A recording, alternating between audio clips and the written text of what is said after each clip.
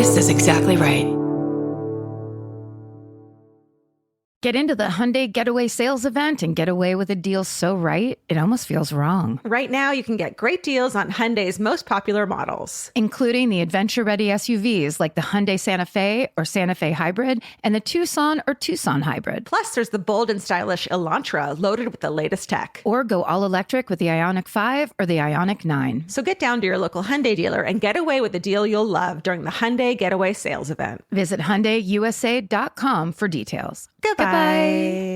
Capture your favorite summer feeling with Pandora Jewelry. Discover a collection inspired by the sunshine, freedom, and moments that make the season unforgettable. From sun-kissed metals to personalized pieces ready to be engraved with your summer mantra. Each design moves with you from beach days to golden nights and every memory in between. Shop Pandora Jewelry's new summer collection in-store or online at pandora.net and let your summer unfold. Goodbye. Summer is for adventures, road trips, and adding a whole lot of miles to your car. That's why it's worth stopping at Valvoline Instant Oil Change first. Their trained techs help you get road trip ready with an oil change and an 18-point maintenance check included with every oil change, checking your tire pressure, wipers, lights, and more. Valvoline Instant Oil Change techs complete over 270 hours of training, so your car's in capable hands. Best part? You can stay in your car and you're in and out in about 15 minutes. Valvoline Instant Oil Change. Change wisely. Goodbye.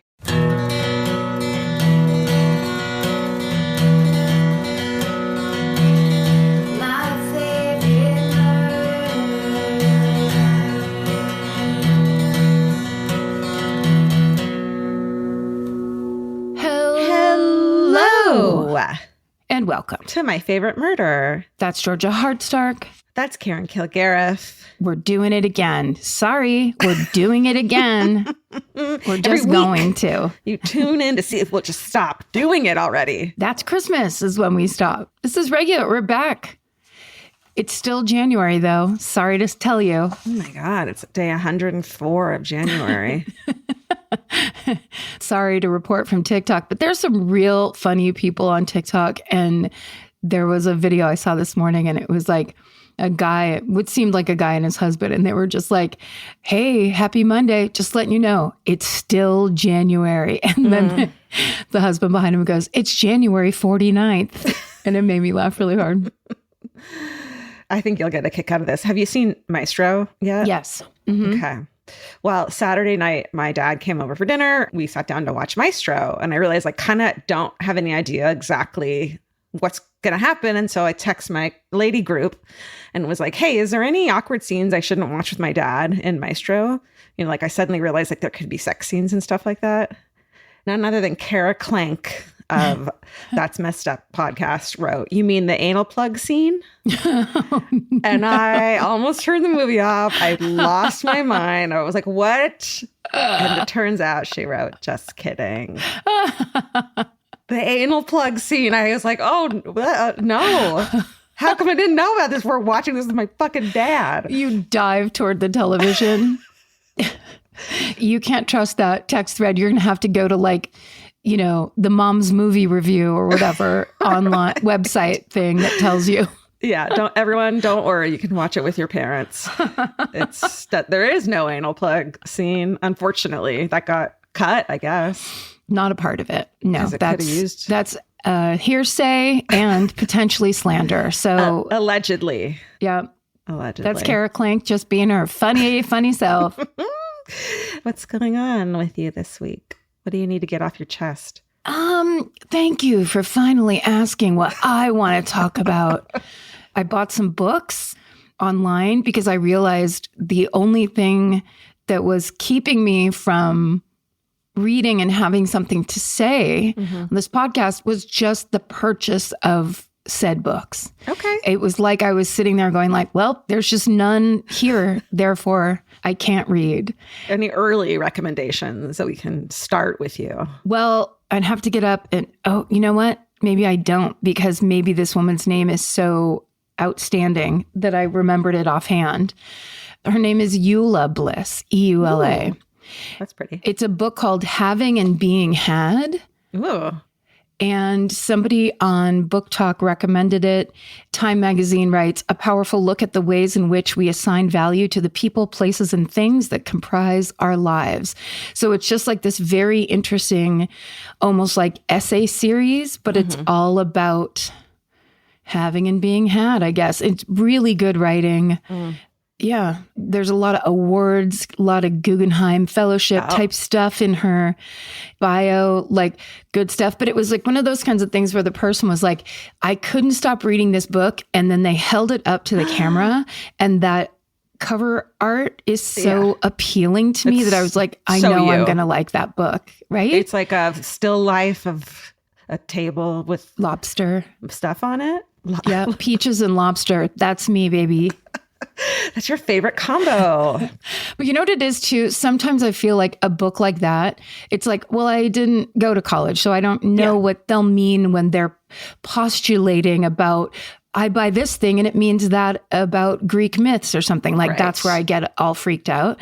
And it's not like that. It's a very simple and very compelling book to read. And it's like, that's all you need. You just need to open it and like it and be able to hook in. Fuck college. You don't need debt to enjoy smart things. You know, I feel like most people, maybe 10 years post-college, have forgotten everything they learned in college.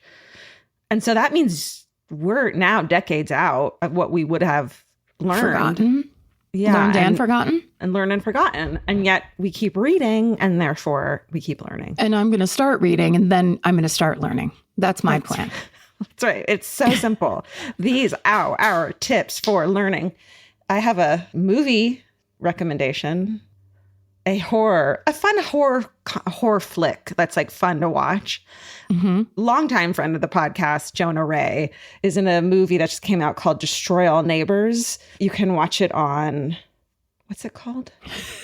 One of the greatest recommendation corners of all time. I'm just trying to remember the name of the network that you could watch it on. Oh, is it like one of those like Buzzsaw, one of the ones that sounds like it can kill you? Yeah, but it starts with an S. Slither. It's on Shudder. Slither was close. It's called Destroy All Neighbors. And you know who's freaking in it? His co-star is none other than Bill S. Preston Esquire from Bill and Ted's Excellent Adventure. Oh, Alex Winter? Alex Winter. Yeah. It's such a fun movie. Jonah Ray is a very, very close old friend, and I highly recommend it. Destroy All Neighbors. It's really fun. All right. What other? Oh, I finished the Fisk series on Netflix. You recommended it, and it's the lady lawyer who wears a brown suit, and she's just really like, ugh. I recommended it? Yeah. Could have sworn you recommended it. On Netflix? It's an Australian comedy. I don't think it was me, was it? Nope. Really? It was me. I watched it for 5 minutes, but I don't remember. Well, I never watched it. I literally, like, it was probably 2 Mondays ago when we were recording. And when I went to, like, watch TV, I'm like, well. Oh, I'm happy so for you. Thank you for the recommendation. Well, here's the thing about it. I need a series that has at least 2 seasons. The dream is like 4 or 5 seasons. Right, because you're done in minutes if it's just 1 season. Yes, exactly. And if you like it, and it's the kind of thing like when, I was like really addicted to and very much needed the Poirot series where it's like, I need to go look at that man and his mustache every night. Yeah. That's the only way I'm going to go to sleep. It's very strange. 26 seasons. Yes, exactly. And it's also enough of the like kind of a little bit of flowery British accent where it's like a lullaby going to sleep. Did you watch there's a new Gary Oldman. Slow Horses? Yeah, the detective flick. I hear people like it, though. We liked it. Okay, I'll write that one down. Watch it like, you're like, I know what this is in the beginning. I'm like, I know what, that's me. I shouldn't tell everyone that they're fucking a nihilist and really negative. It's just me. You're really negative in the beginning. I'm like, I know what this is. I don't need to watch this. I know what's going to happen. And then in the middle or the beginning of like episode 2, you're like, oh, this is absolutely not what I thought. And it's good. I've heard other people saying that they like it. Yeah, it's good. I mean, fucking Gary, not Will Oldham, Gary Oldman. It's a totally different genre of things. Gary Oldman's music is amazing. Although Will Oldham is also an actor, Huge fan of Will Oldham. which is kind of crazy. I know I really like that guy, but also really like Gary Oldman. Me too. My God. Yeah. Real good. And he's kind of got it. Like, I said to Vince, like, he's like this farting, washed, like literally part of his character is that he farts, like washed up old detective type of thing. And I'm like, with greasy hair and everything. I'm like, I'm sorry, but he's still got it. You got it bad for Gary old farting Gary Oldman. This is Gary. It's not the character, obviously. It's Gary Oldman. He's just so fucking cool. He is very cool. He also has like a withholder's face. He has the kind of face where he's just flatly staring at you.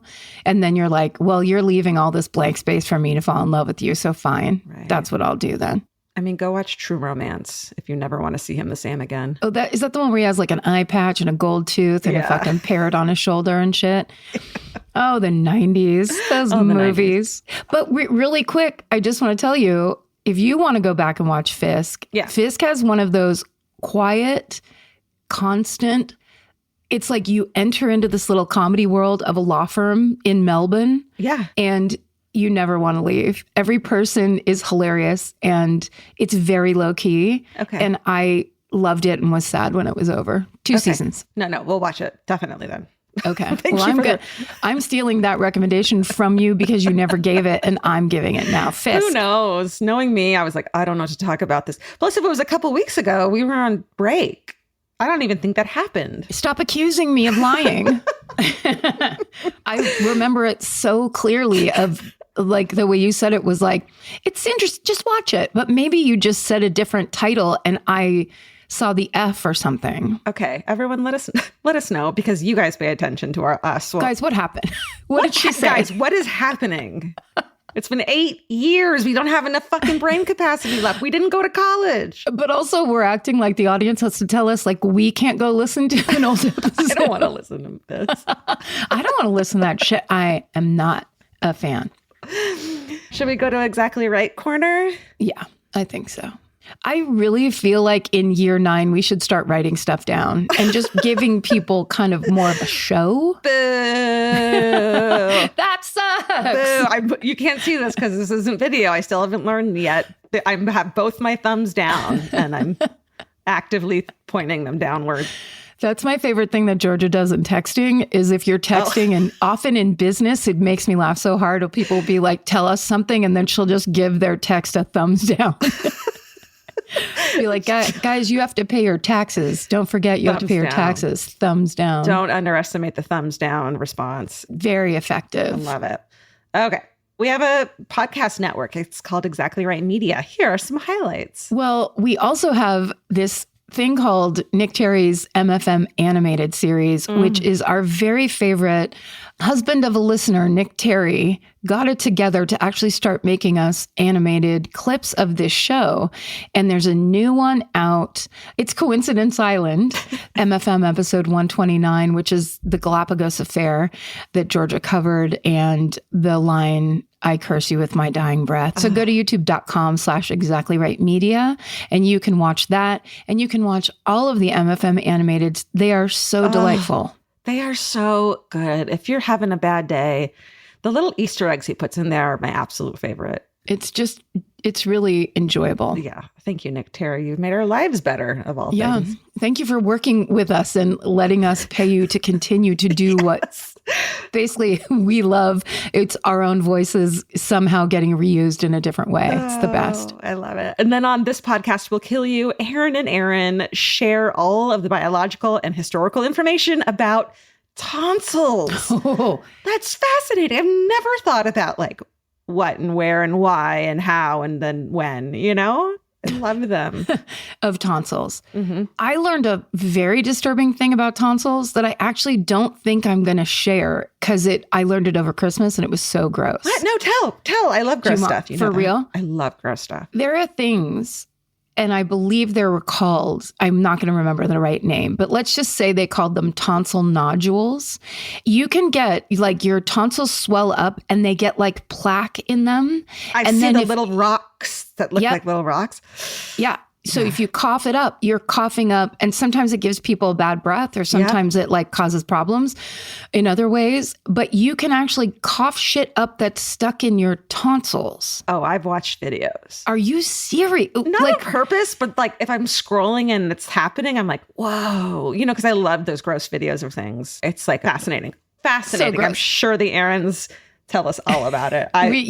I love that shit. Get all the facts straight about what we're talking about by listening to this podcast will kill you. It's not from this podcast. You'll get it. No. I promise you that. Also over on Adulting with our friends Michelle Buteau and Jordan Carlos, Georgia is the guest this week. Hey, that's me. Giving advice, talking about perfectionism and favorite grandma names. Actor and comedian Zach Woods from The Office in Silicon Valley visits Bridger's backyard for a very fun episode of I Said No Gifts. You guys. Come on. Zach Woods is a fucking treasure. Please. Hold on. Let me just do a girlish giggle really quick.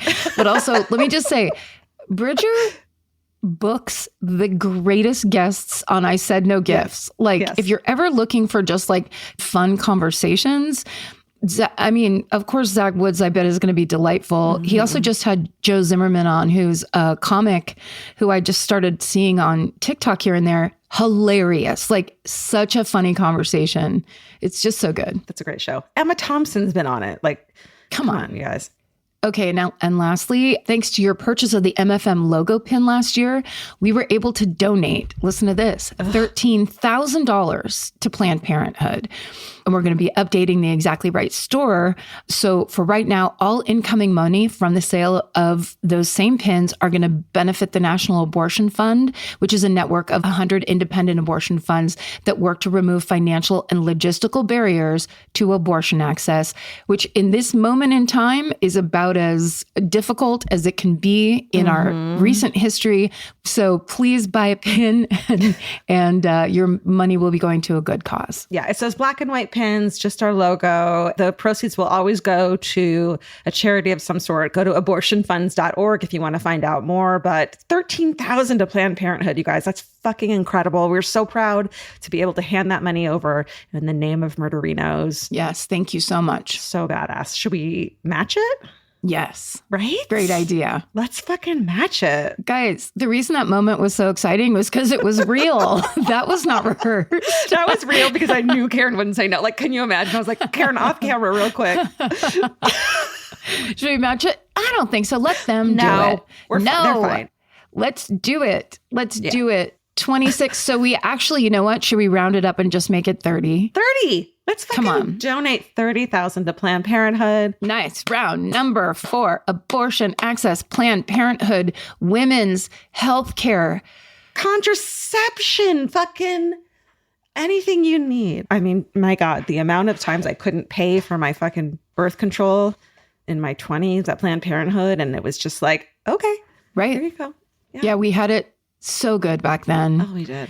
Let's try to make it a little bit better for the people right now who need the same and are having it all taken away from them, please. Hell yeah. The Hulu original series Furious is now streaming on Hulu and Hulu on Disney+. From Liz Merriweather, the Emmy-nominated executive producer of Dying for Sex and The Dropout, comes a gripping psychological thriller. Starring Emmy Rossum, Furious follows Alice Black, a rookie FBI agent on the hunt for Catherine, a mysterious and calculating female serial killer. It's Alice's first case on the job, and she's already bitten off more than she can chew. While Alice believes justice is achieved through law enforcement, Catherine has lost all faith in the legal system. She's taken it upon herself to terrorize the rich and powerful men of New York in her pursuit of vengeance. As Alice and Catherine's twisted game of cat and mouse unfolds, the lines between good and evil and right and wrong begin to blur. With shocking crimes, tangled relationships, and secrets that change everything, Alice discovers there's a thin line between hunter and prey. Watch the Hulu original series, Furious. Now streaming on Hulu and Hulu on Disney Plus for bundle subscribers. Terms apply. Goodbye. Capture your favorite summer feeling with Pandora Jewelry. Discover a collection inspired by the sunshine, freedom, and unforgettable moments that make the season so special. Whether you're planning a weekend getaway, gathering with friends, or simply soaking up every sunny day, Pandora Jewelry offers meaningful pieces designed to celebrate your unique story. From sun-kissed metals that catch the light beautifully to personalized pieces ready to be engraved with your summer mantra, every detail is crafted to help you express yourself with confidence and style. Explore charms, bracelets, rings, necklaces, and more, thoughtfully designed to complement every adventure and occasion. Each design moves with you, from beach days and road trips to rooftop dinners, golden nights, and every memory in between. Layer your favorite looks, mark life's meaningful moments, and create lasting reminders of a season you'll never want to forget. Find the pieces that reflect who you are and where this summer takes you. Shop Pandora Jewelry's new summer collection in-store or online at pandora.net and let your summer unfold. Goodbye. This podcast is brought to you by Squarespace. Every successful small business starts with someone saying, I wonder if people would actually buy this. Squarespace gives you everything you need to find out. From consultations to events and experiences, you can showcase your skills with a customizable website designed to attract clients and grow your business. With Squarespace's collection of cutting-edge design tools, anyone can build a beautiful, professional online presence that perfectly fits their brand or business. Get paid on time with professional invoices and online payments. Plus, streamline your workflow with built-in appointment scheduling and email marketing tools. Head to squarespace.com/murder for a free trial. And when you're ready to launch, use offer code MURDER to save 10% off your first purchase of a website or domain. Goodbye. Who's first? You? I think I'm first. Okay. I'm going to do a cold open. So I'm just going to tell you that today I'll be covering a double homicide that feels like it was ripped right out of an Agatha Christie novel. And the main sources I used in today's story include an article in Artful Living by Joe Kimball, an article from NPR News by Dan Cracker, an archival article from the Star Tribune by Peg Meyer and Joe Kimball, and the other sources are listed in our show notes. Were you saying M as in Mary PR News, not N? NPR. It's real tricky. Yeah. I wouldn't name my news corporation MPR knowing there's an NPR. I'm guessing it's from Minnesota because that's where the story takes place. So Minnesota Public News. Public Radio. Yeah. Public PR. Public Radio. Yeah. So like kind of not their fault. I could have put it together. I could have. Okay. So here's my cold open. Okay. It's 7 a.m. on June 27th, 1977. Boom. I remember it well. The day nurse for a wealthy elderly heiress of one of Duluth, Minnesota's most prominent local families shows up at the famous Glensheen mansion to relieve the night nurse. But as she approaches the grand stairwell of the 39-room estate, 39 room, she sees the night nurse lying on a seat beneath the window of the platform of the stairs. And at first, it looks as though the night nurse is taking a nap, which I don't think you're supposed to do. No. But as she gets closer, she sees that the night nurse's head is beaten and covered in blood, and that the night nurse isn't breathing. Mm. And a brass candlestick holder caked in blood lies on the floor beside her. Panicked, the day nurse rushes upstairs to check on the elderly heiress. And when she enters the bedroom, she finds a satin pillow covering her lifeless face, apparently having been smothered to death. Oh.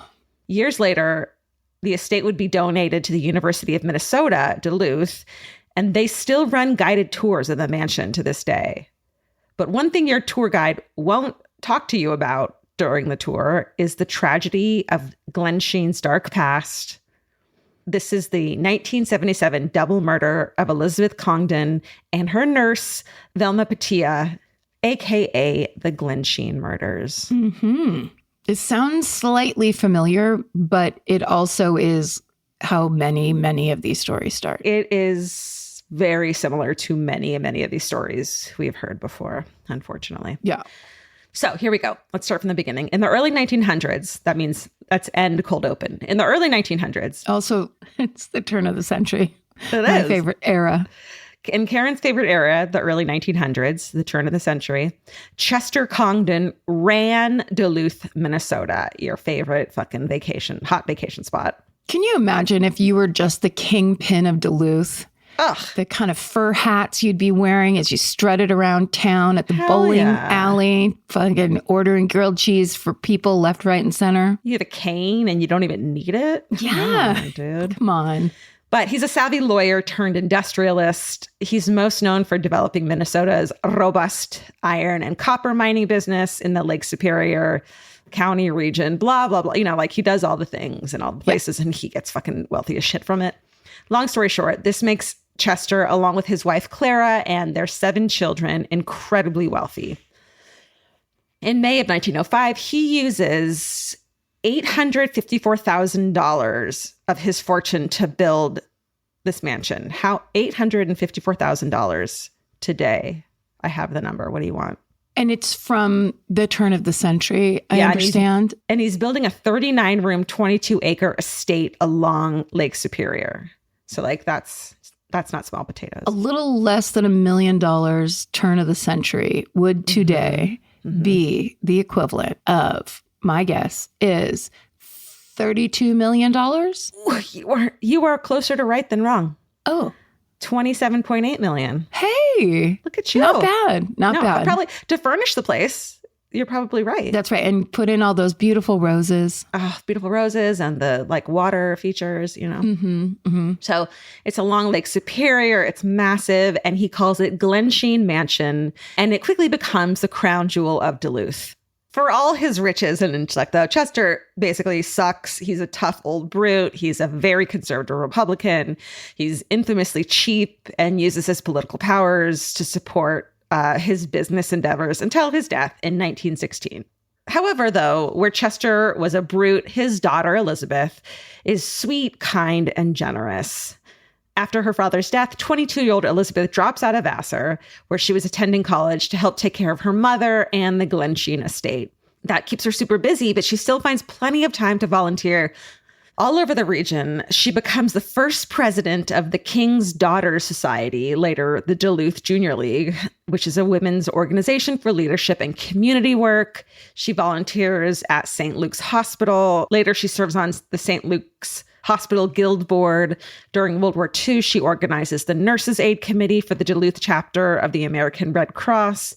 She and a friend, a physician named Elizabeth Bagley, also established a women's clinic in the 1930s. Wow. So she's just like trying to right the wrongs of her fucking father. Sure. Who among us?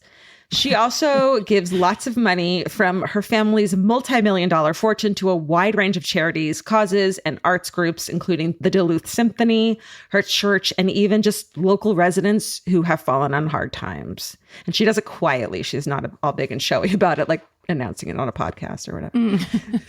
Sure, can take that out. Sorry. We didn't even know. You have to leave it in. Because also we didn't raise half of it. So we don't get the credit. Like, we make our listeners pay half. Yeah. And then we're like, guess what, guys? Yeah. Hey, can we split the bill? Elizabeth's love life is very quiet and not active. She dates a few men, but never marries, you know. She still wants children, though. So in 1932, she adopts a 3-month-old baby girl from North Carolina, who she names Marjorie. And then 3 years later, in 1935, she adopts another baby girl and names her Jennifer. So Marjorie, the first daughter, exhibits, quote, troubled behavior as a kid, often getting disciplined at her prep school in Massachusetts. In the summer of 1949, at age 16, she's taken to the Menninger Clinic in Topeka, Kansas, where she's labeled a sociopath. Oh, I don't think you're allowed to do that anymore with people under 18. I bet. Right? But also just the idea that you could ship off. How old was she when it happened? 16. Oh, okay. At least she was a teenager. It's like, if you're doing that to a kid, it's like, ooh, that is right after the Great Depression. That is some weird stuff people are just doing. Well, and this is really unfortunate because Elizabeth, the mother, doesn't want this getting out. And so she, in order to sweep it under the rug, Elizabeth chooses not to seek further treatment for her daughter. So it's definitely, you can imagine what the first 16 years of her life, Marjorie's life, were like without getting treatment for her issues, labeled a sociopath, and then she's just doubling down on it, you know? Right. It's like you kind of had no chance at all. Marjorie had no chance. Sadly, over the years, Elizabeth's siblings all pass away. And then in July of 1950, Elizabeth's mother, Clara, passes away as well. So Elizabeth is the last remaining Congdon. And so she inherits Glensheen Mansion for her own. Mm-hmm. So she's going to stay there for the rest of her life, and then she wants to donate it. So in 1951, at age 19, Marjorie marries an insurance agent named Richard Leroy and moves to Minneapolis. And then 4 years later, her other daughter, Jennifer, gets married and moves from Wisconsin. So with her daughters married off and living with their husbands, Elizabeth is the last remaining Congdon living at Glensheen alongside her staff, which must be huge if there's 39 rooms. Yeah, must be. And also so lonely if you had so much family around you and now you're the last one. Yeah, but I think her community engagement kept her active, which is good. However, she does grow old. She does her volunteer work as long as possible. But in 1971, Elizabeth suffers a stroke that leaves her paralyzed on one side of her body. And so she's relegated to using a wheelchair and has round-the-clock nurses tending to her. But she's still a beloved figure in her community and a beacon of kindness and generosity to everyone in Duluth. So her daughter Marjorie, however, prefers to spend her money on herself. Sure. After marrying Dick Leroy in 1951 and moving to Minneapolis, Marjorie has 7 children. Neighbors and friends see Marjorie as, quote, industrious, successfully taking on projects like stripping and repainting her kitchen cabinets. And her kids are always dressed to the nines and proper and polite, which just sounds like an influencer. I know. So does the stripping of the cabinets. It's right. Like, well, whoa, what are you doing? What's going on in that house? Yeah, come see my DIY. My new DIY project is stripping my cabinets. Are you fucking kidding me? It's because they were all on speed back then. It was the 50s at this point. Oh, yeah. But at the same time, Marjorie's behavior is problematic. She overspends constantly. She lies compulsively. According to one acquaintance, Marjorie can, quote, make up fibs faster than anyone could keep track of. Fun. On top of that, a case arises in which Marjorie is suspected of arson after one of her family's homes in Minnesota catches fire, but the case is quickly dropped. So there's some curious stuff going on with Marjorie. After 20 years together, Dick files for divorce. In April of 1971, wanting a new start, Marjorie moves to Colorado, where she meets her next husband, Roger Caldwell. She meets him at a Parents Without Partners meeting in 1975. So 1975. What was that meeting like? It's a lot of people in brown, and with mustaches, boys and girls. Everyone had a mustache. Everyone had a mustache and a brown sweater. And the smoking going on in there. Just smoking and drinking Sanka and just getting their feelings out there into the community. Keep your feelings out of the community, please. Parents Without Partners.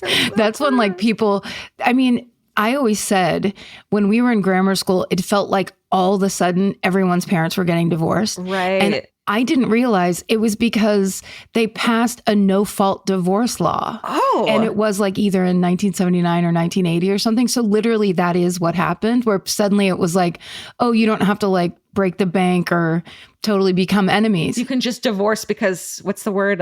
Irreconcilable differences. Yeah, exactly. Wow. And you were close to Reno too, which is quickie divorce country, right? True.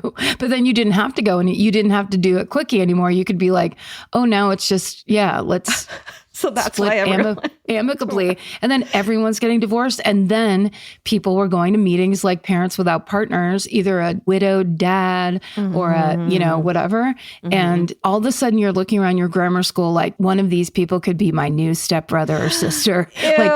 Suddenly anything's possible in reality. Oh, man. And I asked my parents every time they even slightly raised their voices, I was like, are you getting a divorce now? And my mother would be like, you have to stop saying that. It's I just want to be prepared so I can start picking my room and picking which one of you I'm going with. Which one of these bitches at school is going to be my fucking stepsister, because I have thoughts and feelings about this. It's not going to work out. This definitely sounds like the plot of a Babysitter's Club book. Yeah, right? Yeah. So they meet in 1975, they marry, and Marjorie's shopping sprees pick back up. She has $1 million in her trust fund, all of which she spends on fancy clothing and matching ice skating and horse riding gear for her, Roger, and all the kids. Where Marjorie's first husband, Dick, grew frustrated with the spending, the new dude, Roger, loves it. Even when Marjorie overspends and bounces checks, the two just sit tight and wait for the mom, Elizabeth, to swoop in and pay the bills as she always does. Like, they're fucking wealthy, you know? And she's like, I can buy whatever I want. Right. But as the stroke deteriorates Elizabeth's health, she hands the reins of the family bank stuff over to the Congdon estate trustees. And the trustees, of course, are far less forgiving than Elizabeth, and they cut Marjorie off immediately, refusing to fund her ridiculous spending any longer. How weird would that be if there was suddenly a group of people involved in your family decision-making? Yeah, this is so Seinfeld. By 1977, just 2 years into Roger and Marjorie's marriage, they go completely broke. Both of their cars are repossessed, which shows you how, like, actually cut off they were. And the bank forecloses on their house. But they are not giving up that lifestyle. In fact, in the spring of 1977, they take tours of multi-million-dollar ranch properties across the state of Colorado, assuring realtors that Marjorie's mom will foot the bill. Multi-million-dollar ranches in 1977 in Colorado. Yeah. That's a lot of money. It's a lot of money. Okay, so now we're back at the beginning of the story. That summer, back in Duluth at Glensheen, on the evening of June 26, 1977, nurse Velma Patia makes her last check-in on Elizabeth before turning in for the night. She's the night nurse. And she had been Elizabeth's head nurse for the first several years after Elizabeth's stroke. She actually retired the month before, in May of 1977, hoping to spend more time with her husband. But the usual night nurse called out sick for the evening. And Elizabeth's staff tried to find another replacement, but no one else was available. So despite her husband's protests, Velma gallantly stepped in to take care of her friend, Elizabeth. You know, they were close at that point. Right. And she couldn't leave her hanging. Yeah. So at 7 a.m. the next morning, June 27th, 1977, Nurse Mildred Garvu shows up at Glensheen to relieve Velma and finds this horrible scene of Velma dead in this chair. There was a brass candlestick holder caked in her blood on the floor beside her. And in the bedroom where Elizabeth is found with a satin pillow covering her lifeless face, and the bedroom had been ransacked and much of Elizabeth's jewelry is missing, as well as like valuable Byzantine era coins, all this shit. So Mildred immediately calls 911. So 3 days later, on June 30th, 1977, the Congdon family members and friends come from near and far for Elizabeth's funeral, including Marjorie and Roger Caldwell. Everyone notices that Roger's face and hands are scuffed, like he's been in some kind of struggle. Marjorie, like, blows it off and says he'd just been kicked by a horse on the ranch. And it's too late, however, and alarm bells are going off in her family members' heads, of course. Luckily, this time, nobody is like, oh, well, and, like, blows it off. Everyone says to the cops, like, fucking check this guy out, you know? Yeah. And they also mentioned to the cops Marjorie's troubled past, her wild spending, her being cut off by the estate trustees, and the biggest motive of all, an $8 million trust fund waiting for Marjorie in the wake of Elizabeth's death. So $8 million today, her trust fund would be worth how much? Let's see. It's an $8 million trust fund, but it's in 1977. Yeah. So it's 8 later. million and 77. So it's going to be, are we going to be up near $70 million? We're at 40.5. Dang. So like basically half. A lot of money. Yeah. There's a bunch of evidence pointing to them. Perhaps most damning of all is that while there's no DNA identification technology at the time, the hairs found at the scene of the crime seemed to match Roger's, and the blood type found at the scene also matches Roger's. It's not bulletproof evidence, but it's enough to build a case, and Roger is arrested for the murders of Velma Patilla and Elizabeth Congdon 2 weeks after the murder. It's enough to float the first episode of Forensic Files that was on this case, and they were like, they had him. Wait, is that true? No, I'm just making up. But it's like, Yes. They're like, this hair kind of looks like his. Or it's like, no, that actually isn't. They put two, like, remember when they'd wheel the overhead projector into your elementary school class to show you, Yeah. like, they put a hair next to a hair on a fucking overhead projector, and it lined up. They looked kind of similar because that's what human hair looks like. And it was both human hair. Ugh. So much junk science. So much. The trial starts on May 9th, 1978. Basically, the prosecution has all this kind of evidence, but then they're unable to identify the handprints that are left in the bathroom sink where the killer had supposedly washed off Velma's blood before fleeing. The prints don't match Roger's, but it's also like it matches other people's, it's all kind of inconclusive. However, a lot of it is very suspect. And the prosecution also fails to find anyone who saw Roger in Duluth during the time of the murders, nor can they find any record of Roger having flown from Denver to the Minneapolis-St. Paul airport during that time. But it's the fucking 70s. Right. An airport. They're just like, go on ahead. Everybody could walk in and out of the airport anytime they pleased. Right. They'd be like, I need to run onto the plane and tell my mom one last thing. Exactly. It's very different. So the jury deliberates for 2.5 days before landing on their verdict. Roger Caldwell is found guilty of both murders, and he's sentenced to a minimum of 35 years in prison. Oh, wow. Yeah. There's like a lot more evidence, but I'm not going to. Oh, okay. So there was some conclusive something, or do you think it was just... Yeah, there was some conclusive stuff for sure. So Roger's conviction's locked in, and now authorities come after Marjorie, and they charge her with plotting the crime. They believe that she didn't participate in the actual murders, but she was the mastermind behind the plot. So Marjorie hires Duluth's best defense attorney, Ron Meshbersher, whose strategy is to poke holes in the arguments made in Roger's case, which he does all over the place. She doesn't testify, but Marjorie is very helpful with her case because she comes to court every day with a smile. She knits at her seat, being like, I'm innocent. I knit. I don't know.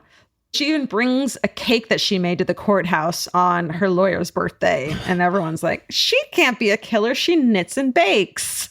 All of those things would be regarded so differently today if you were... Yeah, you can't do that. You were there just smiling during your own murder case. Like, what? And like, knitting needles, those aren't allowed in court anymore. There's no way. Yeah, no hobbies during your trial. How about that? Just sit there. Jesus. Yeah. But her warm affect wins over the jury, and she's ultimately acquitted of any involvement in the murders in 1979. Wow. Yeah.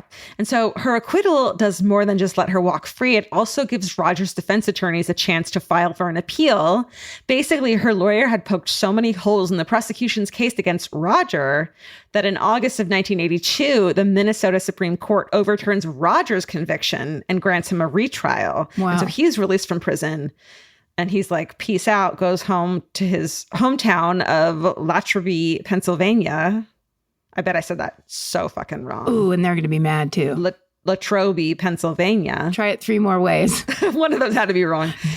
And so Duluth officials are afraid that if they retry Roger and he gets let go, it's going to look really bad. So they tell Roger that if he admits to the murders and pleads guilty, he won't have to serve any more jail time. So he admits that he waited outside the estate until dark, climbed over the fence, and killed the women. What? He admits it. He says there was no elaborate plot. It was just meant to be a smash. It meant to be a robbery, actually. He says, quote, I didn't have any plan. This was the most amateurish, slipshod thing now that I've had years to ponder it. It sounds like he was just going to steal some jewelry or something, but the night nurse surprised him. Oh, maybe she had the candlestick to begin with, or maybe he grabbed it, bludgeoned her, and then had to kill, quote unquote, had to kill Elizabeth to get away with it. Right. Because she's probably in there screaming, listening to her night nurse being murdered and knows something terrible is happening. Exactly. I don't mean to call you out, but I do think that while you were explaining that, you did say he climbed over a wall. I know. Like the past tense of climbed. Yeah. I did that on purpose. Did you really? Yes. I love the word clum. I'm sorry. I think it needs to be used more. I'm not just like trying to cover my ass. I'll admit when I'm wrong. Clum on over that wall. Oh, shit. Okay. Sorry. Thank you. Okay, then that aside, this idea that they would tell him you don't have to go back to jail if you just admit it seems insane to me. It seems insane. And then it seems insane that he would accept it too. Unless he did it. He has nothing to lose. Right. Except, yeah, I mean, he knows that means they have nothing and are not going to take him back to court, right? Yeah. So he could have said no either way. So he just wanted to get it off his chest because he really did it? Yes, I think so. I mean, because why would you? Then you just stand firm knowing you aren't, either way, you're not going to jail. So in my extensive coverage, all the evidence I didn't report, there was definitely enough evidence against him that I don't think anyone was surprised that he, right.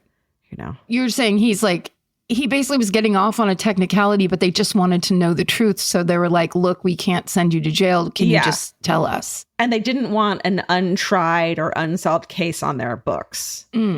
Well, it worked. Their plan worked. He also said he was very drunk and doesn't remember much else. But he makes clear that he had no accomplice and that Marjorie was not involved in any way. I disagree. I'm going to go ahead and be on your side. I'm doubting it. So he returns to Pennsylvania, a free man, but his life is sad and lonely. He lives in a small apartment above a bar. He barely gets by. At one point, he tries to get more money. Actually, he asked for $50,000 from the Congdons by promising evidence that there were more people involved in the murders. But they are not interested and he gets nothing. And in 1988, at age 54, Roger takes his own life. Oh, no. Yeah. Wow. While Marjorie was acquitted of plotting to murder her mother, the rest of her life is filled with suspicious coincidences and blatant crimes. Her first suspicious coincidence comes when she reunites with some old friends, a married couple named Wally and Helen Hagen. After Helen is diagnosed with Alzheimer's, she's placed in a nursing home. And strangely, a few days after one of Marjorie's visits, I'm going to go ahead and say allegedly, Helen falls into a coma and dies 3 days later. And soon after that, Marjorie marries Wally, the husband. Oh, my God. Yeah. Then, after Marjorie and Wally's wedding, they sell a house in the Twin Cities. And the day of the move, the house catches fire. And interestingly, Marjorie still owed mortgage payments on the house. So she's found guilty of arson and insurance fraud and spends 20 months in prison. Wasn't there another arson allegation in her past? Yes, there was another. Yes, okay. Exactly. Okay. She and Wally move into a mobile home in, I'm going to go Ajo, Arizona. AJO. Oh, yeah. Ajo. It's a tiny town not far from the Mexican border. And then while they're there, Wally allegedly gets cancer and eventually he's confined to a wheelchair. Then Marjorie is caught trying to burn down the neighbor's house with a kerosene-soaked rag. What? And she says it's because the neighbor's dog had been barking too loudly. So she tried to burn the fucking house down. There's steps in between that we could have taken. Absolutely. She goes to prison for another 8 months, and while she awaits her trial, and during which time Wally's health strangely improves while she's gone. Oh. Yeah. Oh, it's almost like Marjorie's doing all the crimes like simultaneous. That's intense. Okay. Is. So her trial comes in 1992. She's found guilty and sentenced to 15 years in prison. She convinces the judge to give her one more day of freedom to take care of Wally, her husband. The judge grants it. Of course. But orders patrol cars to keep watch over the house, though. One of the patrolling officers smells natural gas coming from the house and then knocks on the door. But Marjorie says a pilot light blew out and everything's fine. A couple hours later, Wally is dead. Wow. Police find a hose running from the stove up to Wally's bedroom. They find pills at his bedside and a, quote, double suicide note saying Marjorie is innocent and they don't want to go on living without each other. And Marjorie is arrested for Wally's murder, but fearing that the evidence isn't solid enough, authorities drop the charges because Marjorie said it was supposed to be a double suicide, but she chickened out. I don't know. Only one of them ended up dead. That's a real... It's almost like a sensitive position to be in because you're claiming that this was the most noble of like, we don't want to be without each other and on and on. And then conveniently, I'm not involved in the, when the death part comes, like not good. Right. Marjorie serves 10 years of her 15-year attempted arson sentence. She applies for early parole in 2001, but her own children write letters to the judge begging to keep her locked up. Yeah. Ouch. So she isn't released until 2004. She moves to Tucson, Arizona. There's a computer fraud, stealing money thing charge against her. She manages to get 3 years probation. And as far as anyone knows, she is still living in Tucson to this day at age 91. Oh, wow. That's why everything is alleged and always will be. That's right. So Elizabeth Congdon had willed the Glensheen estate to the University of Minnesota Duluth upon her death, and they still run guided tours of the mansion to this day. And they used to have a really strict rule about not discussing the murders that took place there over 45 years ago. However, now they will discuss it after the tour. They don't do it during, so they don't scare children while they're standing in this room where this took place. You know what I mean? Listeners, this is a direct message to you. You are not allowed to take that tour and then expect answers to your questions during. Please, discretion at all times. Wait until you're in the foyer at the end of the gift shop. That's probably a pleasant place to be. You probably don't even have to go on the tour if you just grab that tour guide while she's trying to go take her break. Yeah, but however, we do need to know if this place is haunted. So we're going to need you to go there and then write to myfavoritemurder@gmail.com for a hometown story. Also, how strange would it be that you're kind of broke and living in Tucson, meanwhile, your family's mansion. Estate. It's a gigantic, that's how much money you had. Yeah. And that's how much money you kind of lost. So fucked up. Wow. I mean, I wonder how the other daughter fared, because it doesn't sound like she had the same situation. You know what I mean? Like maybe she's fine. Yeah. And taken care of. Wow. It's fucked up shit, man. And that is the sad story of the Glensheen murders. Wow. There's a lot of crime in that story. A lot of different crimes. True crime. All almost. True. One would say. Some alleged. The Hulu original series Furious is now streaming on Hulu and Hulu on Disney+. From Liz Merriweather, the Emmy-nominated executive producer of Dying for Sex and The Dropout, comes a gripping psychological thriller. Starring Emmy Rossum, Furious follows Alice Black, a rookie FBI agent on the hunt for Catherine, a mysterious and calculating female serial killer. It's Alice's first case on the job, and she's already bitten off more than she can chew. While Alice believes justice is achieved through law enforcement, Catherine has lost all faith in the legal system. She's taken it upon herself to terrorize the rich and powerful men of New York in her pursuit of vengeance. As Alice and Catherine's twisted game of cat and mouse unfolds, the lines between good and evil and right and wrong begin to blur. With shocking crimes, tangled relationships, and secrets that change everything, Alice discovers there's a thin line between hunter and prey. Watch the Hulu original series, Furious. Now streaming on Hulu and Hulu on Disney Plus for bundle subscribers. Terms apply. Goodbye. Capture your favorite summer feeling with Pandora Jewelry. Discover a collection inspired by the sunshine, freedom, and unforgettable moments that make the season so special. Whether you're planning a weekend getaway, gathering with friends, or simply soaking up every sunny day,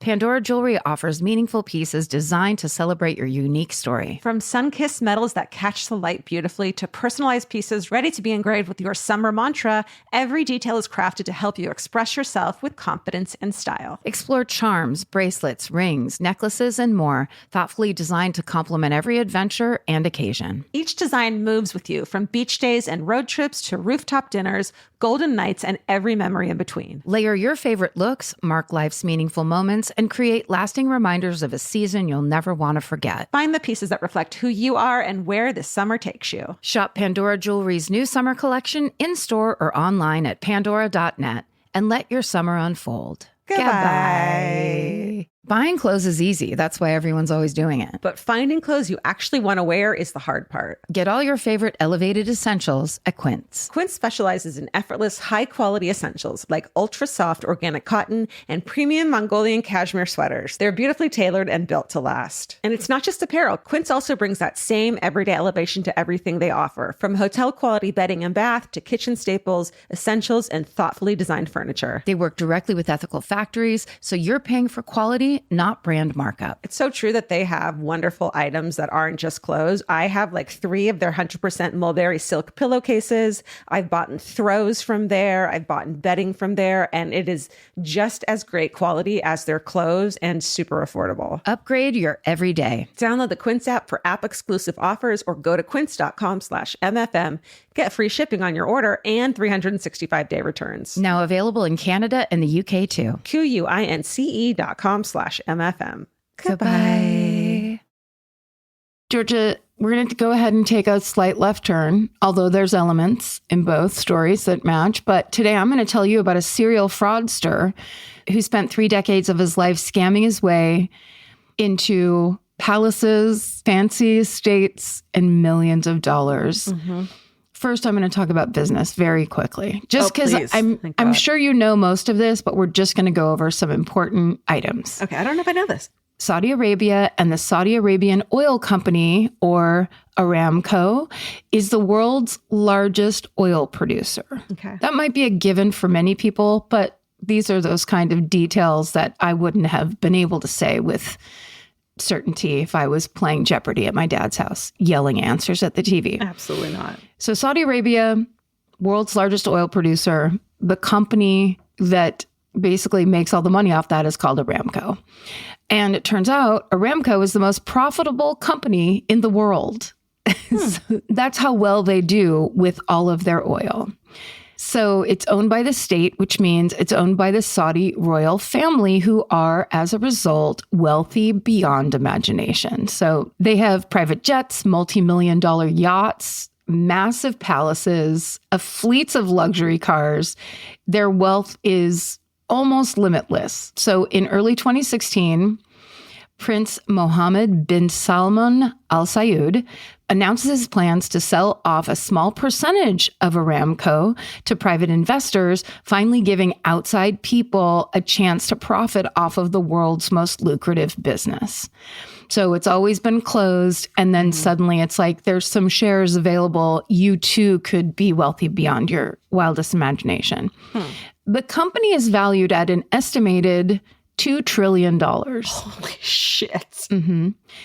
So that would make this initial public offering, or IPO, the biggest in history.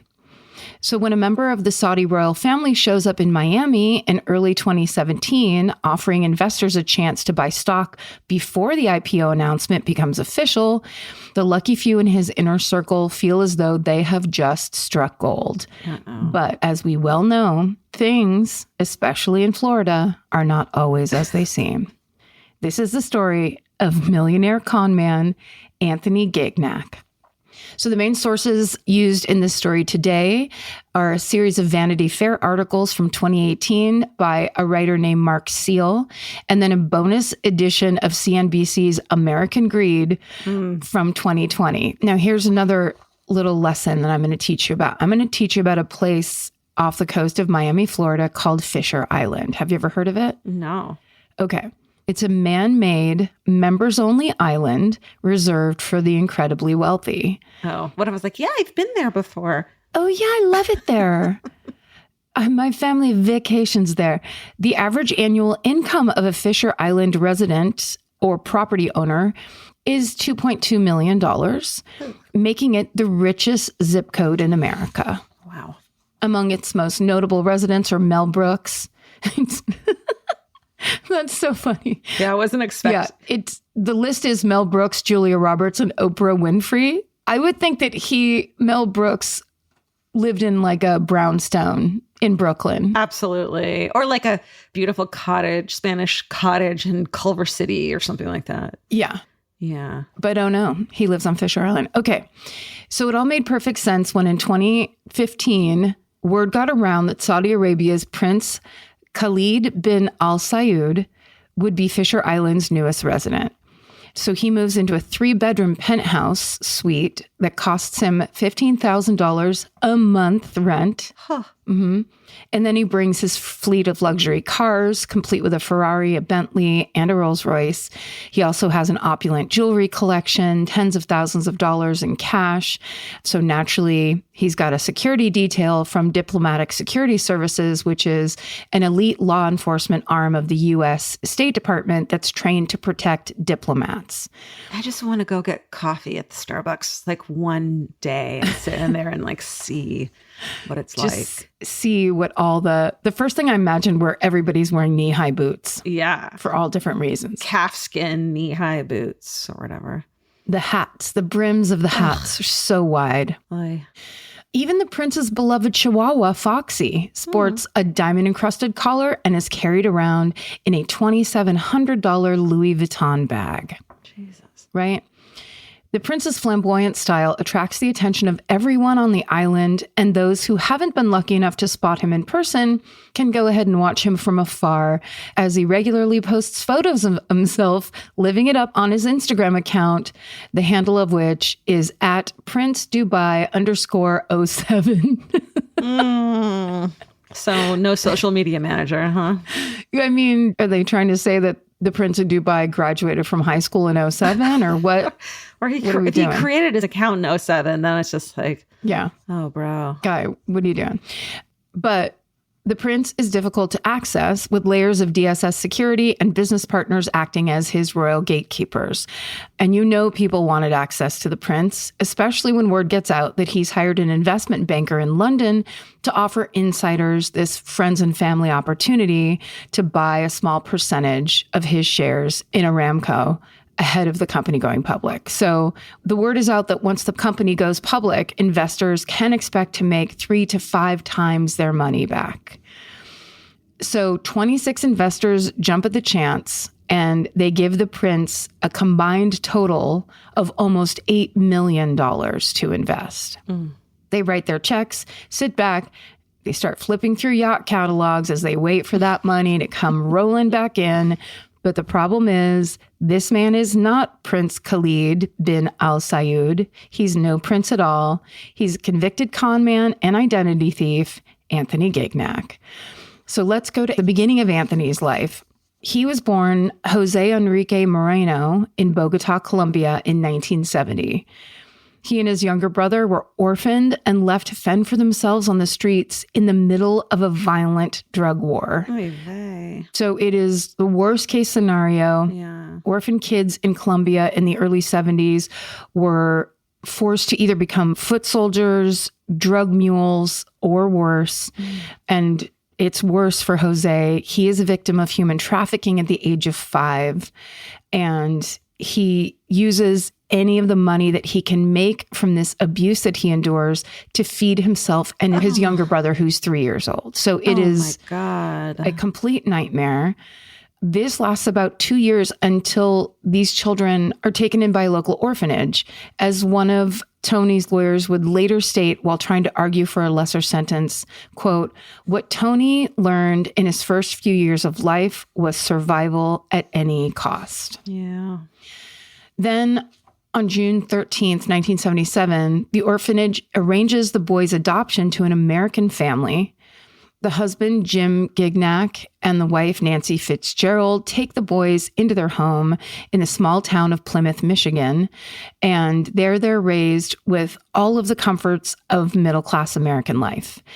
Jose Moreno is renamed Anthony Gignac, and he picks up English very quickly. He becomes fluent by the 2nd grade, and his new life has begun. But Anthony and his brother, of course, are deeply scarred by their past, having lived in an almost constant state of starvation on the streets of Bogota. The boys spend their first year of life in Michigan gorging themselves every time they're given food. Oh, my God. Yeah. Anthony becomes obsessed with appearing rich, which was something that ensured your safety in the streets of Bogota. Is like you were rich, you didn't have to worry about anything. So he starts lying to his teachers and his classmates about how much money his family has, even going so far as to say that they own the Grand Hotel on Mackinac Island, which is the most famous luxury hotel in that area. So when Anthony's parents find out that he's been lying like this, they take him to a therapist. but the lies never stop. When Anthony is in 6th grade, he convinces, this is probably one of my favorite details of any story. When he's in 6th grade, he convinces a car dealership that he's a Saudi Arabian prince whose father, the king, has promised to buy him a new Mercedes-Benz.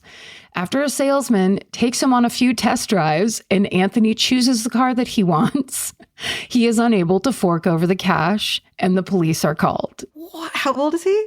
He's 12. He's a 6th grader. He's 13 at the oldest. He's a 6th grader. Oh my God. Yeah, no, he deserves that car. Yeah, he earned it with full bullshitting and guts. That's amazing. This is the first time that Anthony will impersonate a Saudi prince, but it is not the last.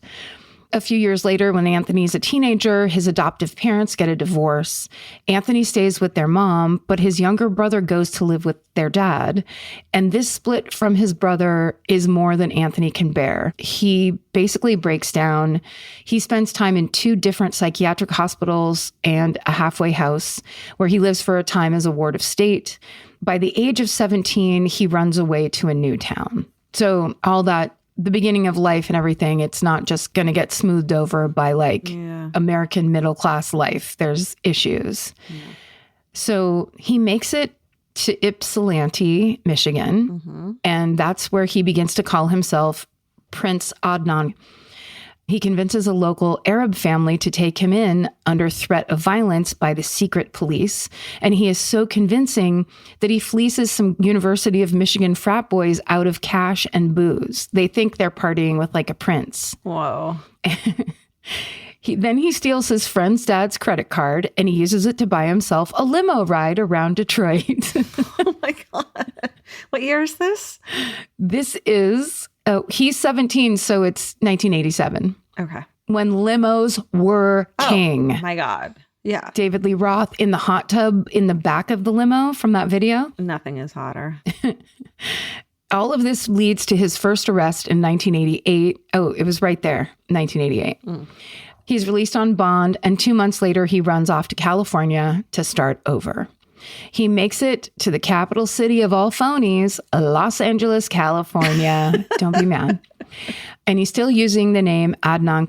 Then he changes it to Prince Khalid bin Al Saud. So this faux Saudi prince runs up an astronomical charges at luxury hotels. He's still spending on those limo rides, also shopping sprees at, of course, LA's ritziest retailers, Cartier, Rolex, Louis Vuitton, Neiman Marcus.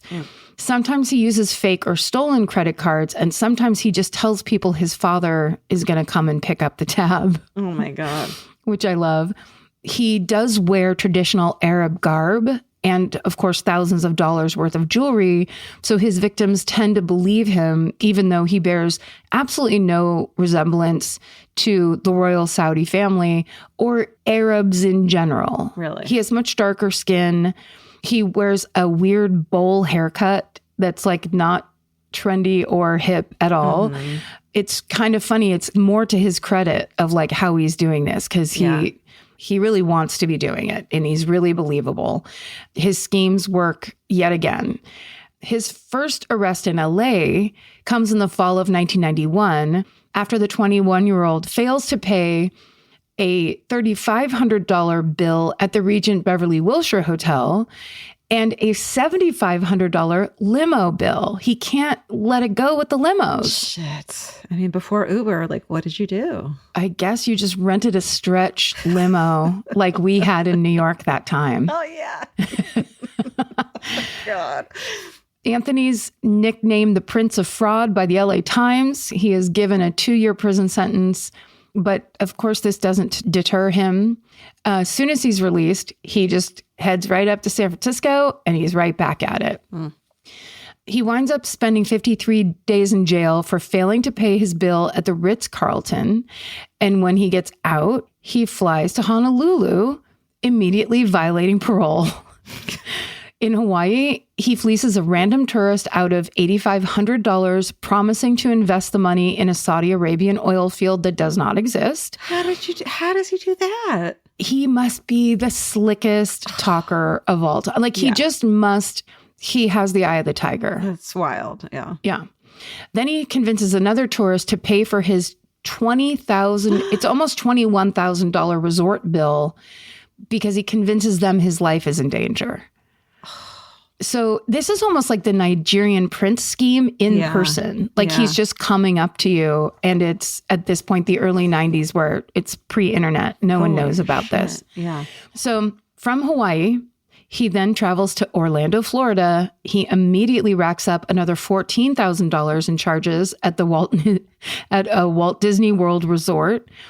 He gets caught again. He pleads guilty in court. He's given probation, which he again promptly ignores, and then he just vanishes for a month. When he reappears, he goes on an even more extravagant shopping spree, spending $27,000 at the Grand Bay Hotel and $51,175 at Saks Fifth Avenue. What the fuck? What's he buying? How do you get the number up? It's like Brewster's Millions after a while, where it's like, how do you spend that much? I mean, my mind. Fur coats? Reels, yeah. Big old rangs. Rolexes, yeah. Yeah. This spree lands him in jail for a little over a year and a half. But even while he's behind bars, Anthony is always scheming. He contacts a lawyer named Oscar Rodriguez, and he tells him that he is the Saudi Prince Khalid bin Al Saud, and he convinces the man to bail him out of jail and fight his case, promising his family will reimburse the lawyer for the bail and pay for the attorney fees. So Oscar takes the bait. He hires bondsmen who post $46,000 for the prince's release. Then Anthony gets out. When the money fails to show up, the bondsmen threaten to take him back to jail. But Anthony, as the prince, convinces the bondsman that is a misunderstanding, and he has the bondsman take him into an American Express office, where he then delivers a sob story about how His Royal Highness has been robbed. He pleads with the American Express employees there, begging them to issue him a new credit card so that his father, the king, doesn't get angry at him. Oh my God. The reps miraculously believe this story. I mean, he must have been an unbelievably incredible actor. Like, I can't even light a cookie about snacking on something she doesn't want. You know what I mean? Like, I swear you don't want this. Like, I can't even do that. When the pressure's on, like, say you had to be like, hey, lie to the waitress so we can get our bill and leave, or whatever, something like that. I just can't do it. No. In that way where people are looking at you and it's like your lie depends on like a whole string of other things, like the pressure. No. Okay, so the reps miraculously believe this story, but to confirm his identity, they ask him to verify the last two purchases made with the real prince's existing American Express card. And incredibly, Anthony is able to name the last two charges made by the real Prince Khalid. One was in France and the other one was in California. Holy shit. So he does it. He's able to say what they were. And with that, he is given a new American Express card under the name Prince Khalid bin Al Saud. And this card has a $200 million limit on it. They have those? I guess so. Could you imagine? No. Instead of like a black card, it just has a bunch of dollar signs all over it. It's like whatever you want. Just whatever. So Anthony, as the prince, takes the bondsman with him on a shopping spree. He's like, guys, come on. Oh, no. And on that spree, he spends over $22,000 on an emerald and diamond studded bracelet and 2 Rolex watches. And then he buys out the entire first class cabin of a Delta flight for him and the bail bondsman and flies all of them back home to Michigan. He then visits one of the state colleges where he tells an administrator that he's going to donate $1 million if they'll provide a friend of his with a scholarship. He makes that deal, which of course he never fulfills his end of. Mm-hmm. And then he and the bondsman fly back to Miami all in the same day. What the fuck? That's a true spending spree. I mean, go to the beach. Just relax. Have a couple frothy drinks. Yeah. have a mocktail at the beach. He's like, no, I must buy jewels and make promises I can't keep. Right. Okay, so a few days later, those two bondsmen get a call from American Express. They're told that the man they've been hanging out with is not, in fact, a Saudi prince, and that he's committing fraud right before their eyes. That's where you say, no, man, he didn't buy me anything. I don't own anything that he bought me. Yeah, I don't know what you could be talking about. Are you kidding me? I'm a bondsman. I wouldn't fall for that shit. Why would I have an emerald bracelet in my possession? I just don't. So the bondsmen call the prince's lawyer, Oscar, to let him know what's actually happening. And Oscar is horrified, not only because he's been taken in by a con man, but because that con man has just taken Oscar's wife and daughter to New York with him. What? Turns out Oscar's wife was taking their daughter back to school. So the prince upgraded them to first class and went with them and then checked them into the Four Seasons, where he reserved an entire floor for himself and Oscar's family. I mean, that's pretty generous. He's like, let's all have a great time while I'm getting away with these lies. Yeah. He's also overdoing it, though. It's like you only need 3 seats on that fucking... Yeah, or just that's get how like... cheap I am. I'm like, don't use that credit card that's not yours for the whole cabin. Like, get 3 seats. But clearly, it's about having the money and then flexing. Flaunting and flexing. Living like a true Saudi prince. Yeah. Baller, shot caller. And somewhere along the line, he learned about, like, this is a thing rich people do. They buy the whole floor of the hotel. And it works on people who don't believe you. Yes. Well, yeah, of course it does. Probably if you're calling the Four Seasons to try to make a reservation, you're like, here's my name and here's what I'm asking for. I'm not looking for a king size bed. Yeah. I want the entire floor to myself. And they're like, yes, of course. What? Okay. Right away. Yeah, that's true. Look into it. Yeah. Okay, so the bondsmen race up to New York. They corner the prince, Anthony, in his hotel room. Anthony begins one of his usual tirades, screaming at these men for treating royalty this way and for threatening to call the embassy. But of course, the bondsmen don't buy it this time. They're not falling for it. Not a 4th time. So they actually rough Anthony up until he gives in and agrees to go back to Miami with them, where they will return him to jail.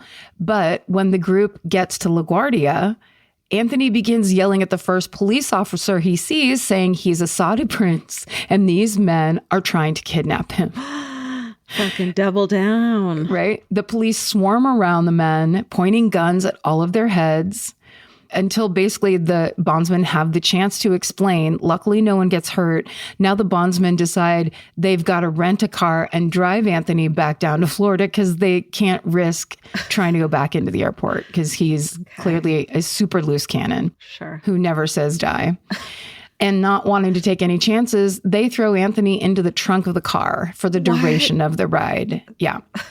And that's when he confesses everything, his real name, his history, and his secret to duping American Express.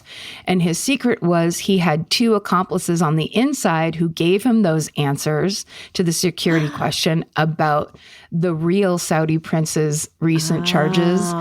And those 2 Rolexes Anthony bought on that subsequent shopping spree were gifts for those inside men that he had at Amex. Okay. So Anthony spends the rest of the 90s in jail, but of course, that doesn't stop him from scheming.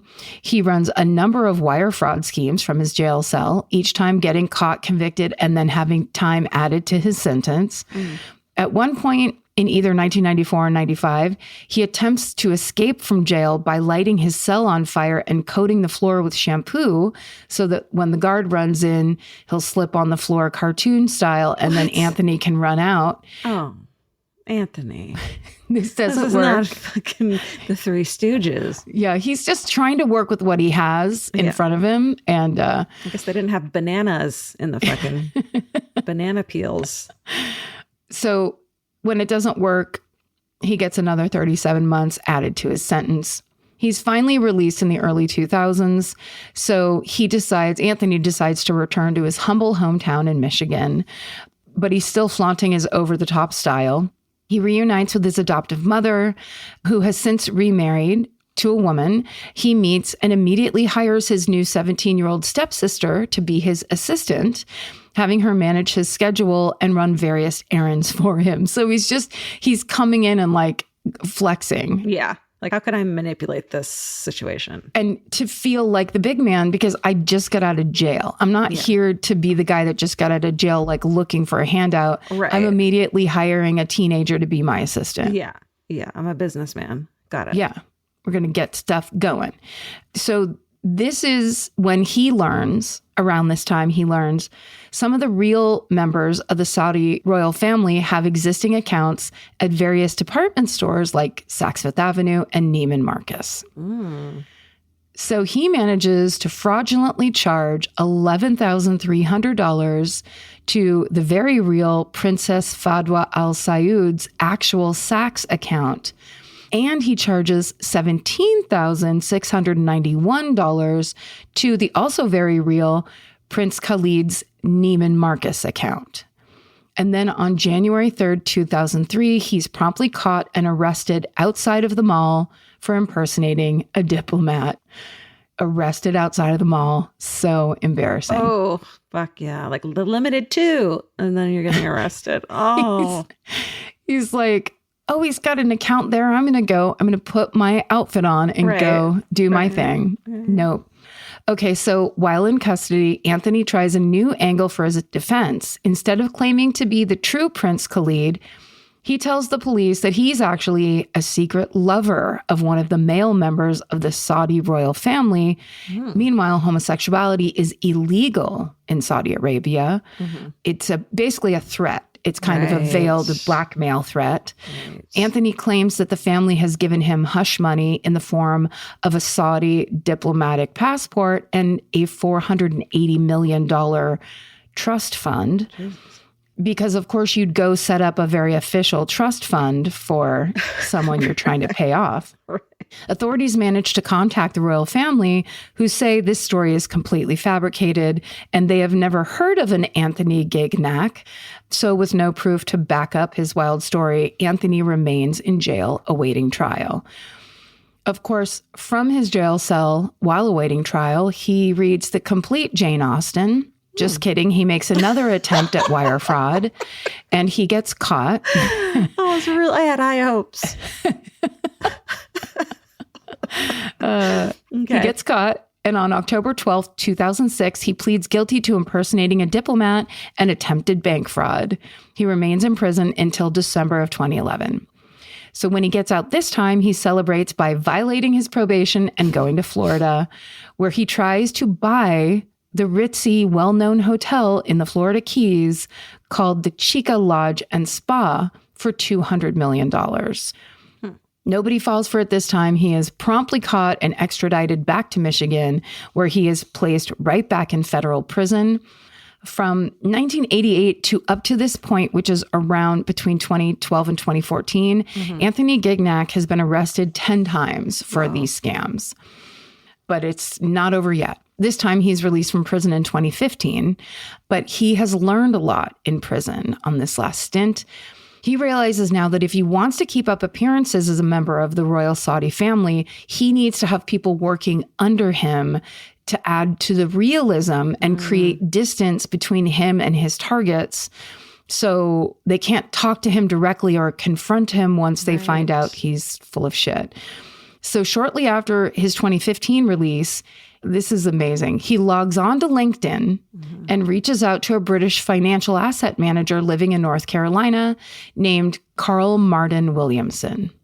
And the two men agree to become business partners, I guess through the magic of LinkedIn. Okay. And together they covertly plan Anthony's biggest scam yet, all under the banner of their newly minted company, Martin Williamson International. So later that year in 2015, while Anthony moves into his so we're back at the beginning of the story, and Anthony moving into his Fisher Island penthouse that costs $15,000 a month to rent. Right. And he's renting because he can't actually buy property on Fisher Island. Like he wouldn't be able to. Yeah. So then he brings in his DSS security detail, who are actually mall cops who are wearing fake DSS badges. Whoa. Right? Meanwhile, his partner Carl meets with a prominent investment banker saying he represents Prince Al Saud and is looking for a new investment opportunity. So are all of them in on it? They're all in on it. This partner is. Okay. Yes. But the person that the partner calls is not. Okay. It makes it look even more realistic because now he has other people speaking for him. Absolutely. It's like, yes, a prince of Saudi Arabia is not rolling calls trying to get investment people. And if he has a security team, I mean, that's all I need to fucking see. Right? Personally, yeah. Someone just kind of quickly ducking into the back of a car with blacked out windows. That's all. Then you're on board. So then Carl shows this woman, the investment person, the prince's bank statements and a family tree proving the prince's identity and financial standing, all of which looks legitimate enough for this banker to agree to work with them. So then the banker starts trying to round up entrepreneurs who are in the market for an angel investment from a Saudi prince. She connects them with Carl and the prince, and then those two then forge relationship with these business people.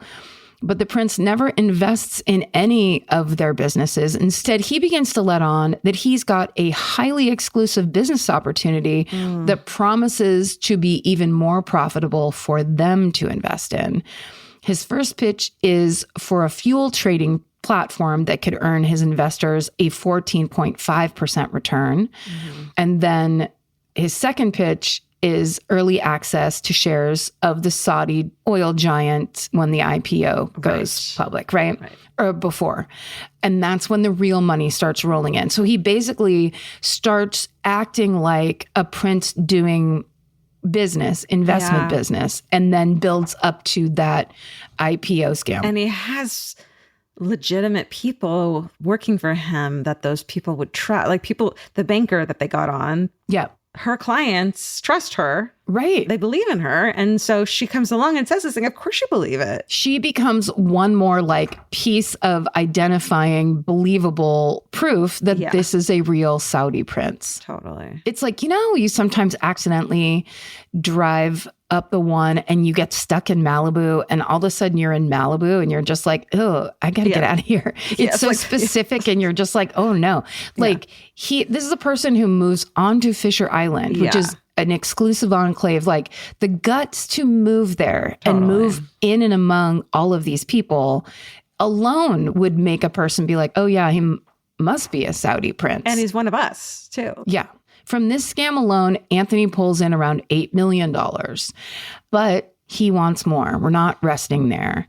And that's about to come to him in the form of Miami Beach's famed hotel, the Fontainebleau. Have you heard of it? The Fontainebleau?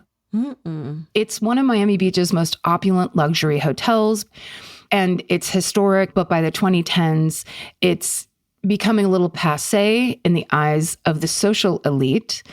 So needing a refresh to stay current, the owners dump hundreds of millions of dollars into the renovation of the hotel.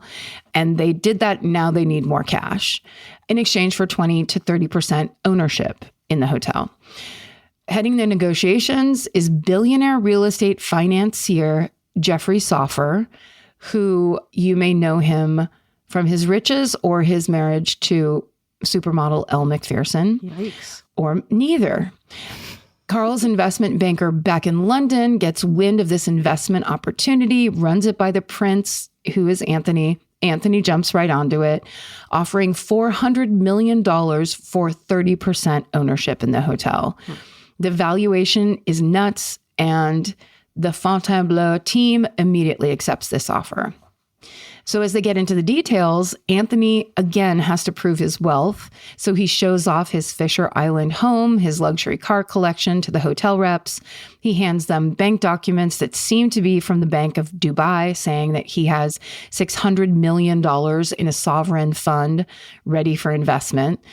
But Anthony Gignac isn't dealing with local car salesmen anymore. These are real billionaire businessmen. They always do their due diligence. There's no question. Nothing is going on anybody's word. They check everything to be sure that this prince really is who he says he is. And at this point, any experienced con man would be sweating. But instead, Anthony explodes with rage at the idea that they are checking him. He takes their due diligence as an insult. He is furious that Jeffrey and the rest of the hotel team don't trust that he has the means to see the deal through. It's a kind of a brilliant move. He's playing the part of what a Saudi prince would act like if somebody was like, you don't have the money, and be like, how dare you? Plus, rage intimidates people for sure. So, sure. Yeah. And it's like, that is the language of the elite. Yeah. How dare you? Yeah. I will confront you, instead of like, he's not going to back down. So Anthony sends his London investment banker to meet with Soffer. She explains the only way they can save this deal now is for him, Jeffrey, to apologize to the prince by giving him an expensive gift. Oh my God. A gift, she says, worth no less than $50,000. Damn, me too. Me too. Right? That's the only way you can save this deal. So Soffer obliges and gives the prince a Cartier bracelet worth $50,000. That's how.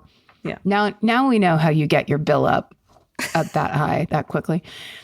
After that gift is given, Soffer and the prince, who is just Anthony, I keep calling him the prince, they resume talks. Soffer pulls out the red carpet for all of their meetings. And at one point, he even flies Anthony out to Aspen on his private jet, puts him up at one of Aspen's finest hotels, and invites him over to his own $29.5 million home that was once owned by a real Saudi prince named Prince Bandar.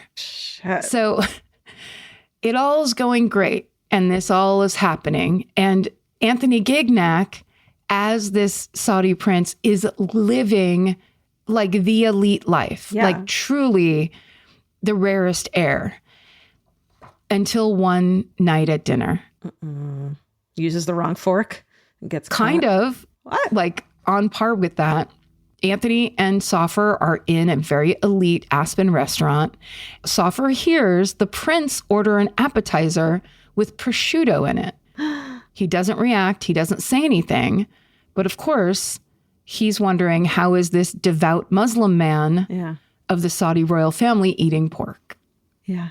So Soffer doesn't give anything away in the moment. He has the hotel hire private investigators to investigate Prince Khalid. Yeah. And soon after, those investigators contact the State Department, who in turn plan a raid on the prince's Fisher Island penthouse in September of 2017. So this is where it all comes truly crumbling down. So the jig is up, and they know this guy is a fraud. But what else happened in September of 2017? A little thing called Hurricane Irma. So that raid is put on hold. A month later, in October of 2017, the prince, who is actually Anthony, goes on an international trip using a fake passport. He goes to Paris, Hong Kong, London, and Dubai, indulging in all of his most lavish desires with the millions of dollars that he stole from those investors for the Aram IPO scheme. But little does he know, as he's living it up and truly, I'm sure, living his best life, a reckoning awaits him back in the States. I bet he knew, and that's why he fucking did that a little bit, right? I think so. I mean, wouldn't you always be living like this was your last blank because you were doing that shit? Which there's something to be said for that kind of like risky behavior. Like, fuck it, who cares? Yeah. That adrenaline of like, this might be it. Let's not like, Yeah. So when Anthony Gignac flies back to JFK from London on November 19th, 2017, he's met by federal agents and placed under arrest.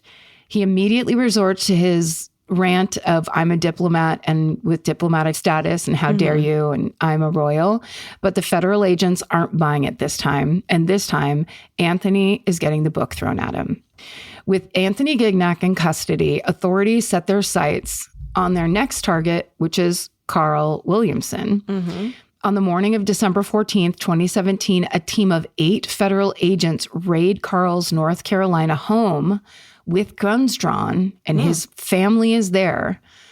After a thorough search, confiscation of evidence, and 6 hours of interrogation, the agents finally leave. Carl assures his wife that he had no idea Prince Khalid was a fake. Not true, though. And that night, knowing the case against him is airtight and dreading the thought of spending the rest of his life behind bars, Carl writes a suicide note and takes his own life. Holy shit. Yeah.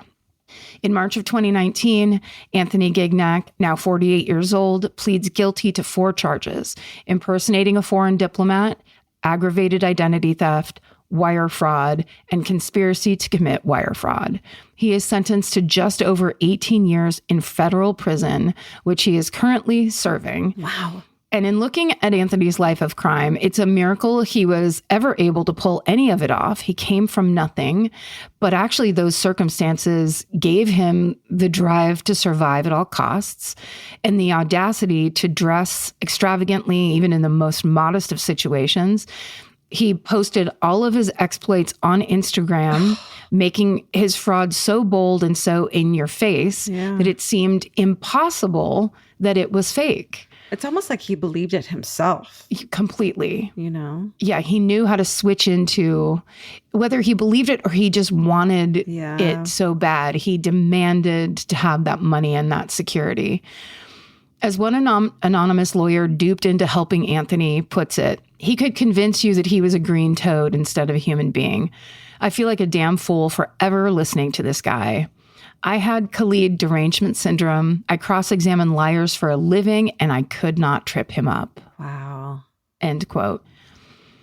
And that is the whole story of the fake Saudi prince who fooled them all, Anthony Gignac. I did not know that story at all. I didn't either at all. That's wild. Great job. Thank you. Oh my God.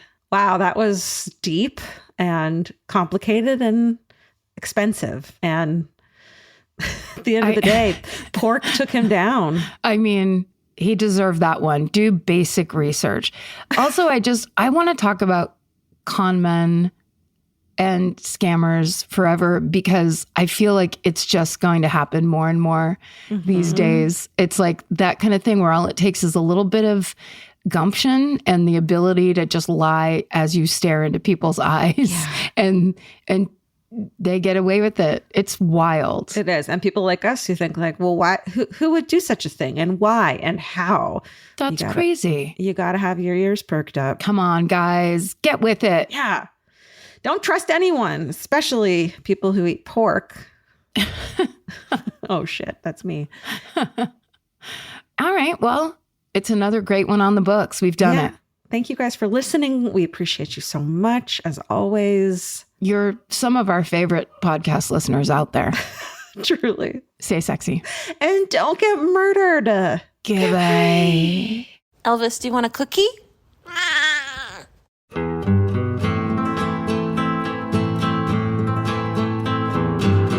This has been an Exactly Right production. Our senior producer is Alejandra Keck.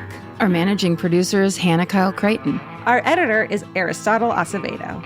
This episode was mixed by Liana Squillace. Our researchers are Maren McClashin and Allie Elkin. Email your hometowns to myfavoritemurder@gmail.com. Follow the show on Instagram and Facebook at My Favorite Murder and Twitter at My Fave Murder. Goodbye.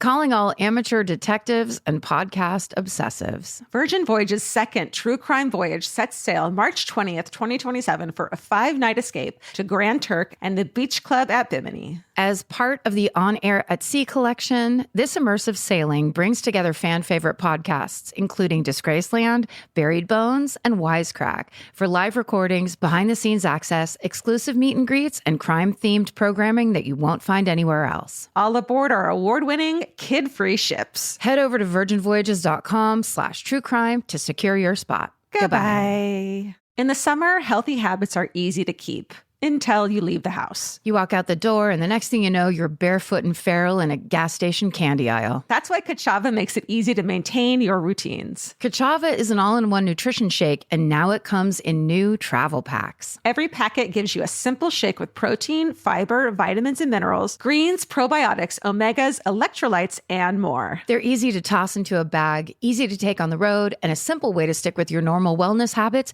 even when your schedule changes. Man, that Kachava matcha in the individual packs is like my dream snack. It's exactly what I need and want in between the like not great meals I'm eating for lunch and the snacks I would have had anyways that are terrible for me. Like this is something I feel like I'm treating myself when I take. You're treating yourself to vitamins, fiber, all these things that your body really wants and needs and kind of craves that it does seem like it takes a big effort to get. So now you're getting it all in one packet and in a little drink you like. Take your daily ritual with you. Go to Kachava.com and use code MFM for 15% off your first order. That's Kachava, KACHAVA.com, code MFM. Goodbye. Whether it's help with hormone therapy, weight management, or sexual health, every woman should have access to affordable prescription medication and personalized care that understands the whole woman. Join me, Dr. Doug Lucas, clinical lead of hormone optimization and longevity at LifeMD, along with other leading experts on the podcast, Here's Something Good on Women's Health and Longevity. To learn more, go to lifemd.com/iHeart.